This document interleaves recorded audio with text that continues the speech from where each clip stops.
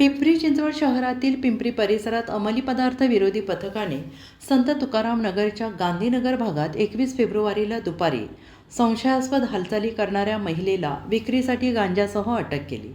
सार्वजनिक जागी बराच वेळ उभी असलेल्या या महिलेच्या बॅगेची महिला अंमलदारांच्या मदतीनं झडती घेतली असता गांजा आढळला, ज्यामुळे परिसरात खळबळ उडाली। पोलिसांनी तात्काळ कारवाई करत महिलेला ताब्यात घेतलं आणि चौकशीत गांजाचा पुरवठा तिच्या पती कालीचरण तामचिरकर करून मिळाल्याचं समोर आलं। त्यानुसार पतीवरही गुन्हा दाखल करण्यात आला असून अंमलदार कपिलेश इगवे यांनी फिर्याद दिली आहे।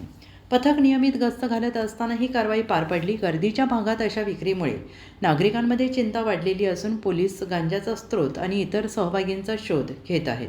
शहरभर अंमली पदार्थ विरोधात कारवाई तीव्र करणार असल्याचं पोलिसांनी स्पष्ट केलं आहे। साप्ताहिक पोलीस फॉरेनच्या स्थानिक बातम्या आणि व्हिडिओ नक्की पहा, लाईक करा, शेअर करा, कमेंट करा आणि तुमच्या स्थानिक बातम्यांचे व्हिडिओ आमच्यासोबत शेअर करा।